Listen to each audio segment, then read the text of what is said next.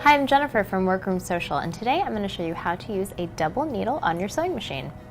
So here is the double needle that I'm using. And a double needle is exactly what it sounds like. It's two needles connected to one shaft, and it makes two lines of stitching that are exactly the same distance apart. So the first thing you want to do is take out the needle that you currently have in your sewing machine. So I just twisted the screw that holds my needle in. I took it out, and I'll put that needle aside. And then I want to take my double needle and put it into the sewing machine. I want to make sure that the flat of the shaft is towards the back of the sewing machine, and that on my needle eyes, the grooves on the eyes are towards me. The other thing you have to note when you're using a double needle is you need to use a presser foot that accommodates for zigzag.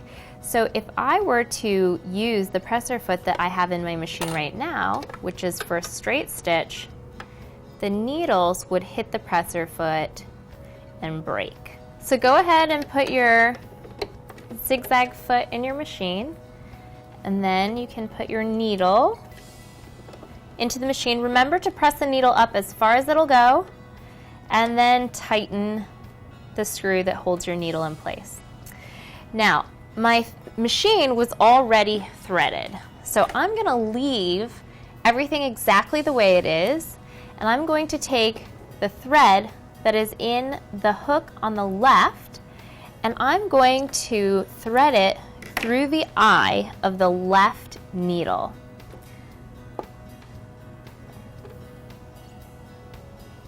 So I'm just going to pull, and then I'm going to tuck it underneath the presser foot. Now for the second thread, you're going to take a second spool and put it on the second spindle on your machine.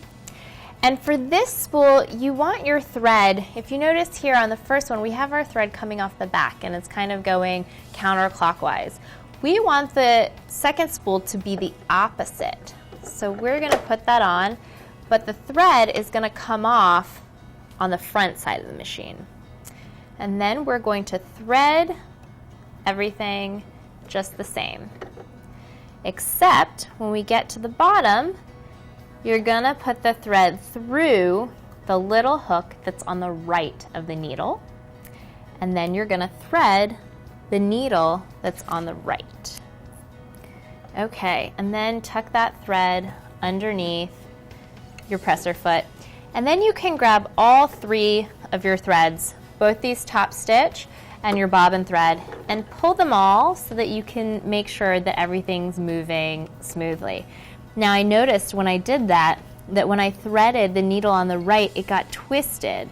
The thread got twisted around the needle. So that was a good thing to see before I started sewing, and all I will do is just clip the thread, take that piece out, and re-thread the eye of the needle. So now I have all my threads, I'm just going to pull, and everything is moving together. Okay, great. So now you're ready to sew. I'm just going to use this piece of fabric. I'm going to line it up with our 5/8 guide on our seam, on our throat plate, on the seam guide. And I'm just going to sew a straight stitch on the stitch type, and then the length I'll do a 3.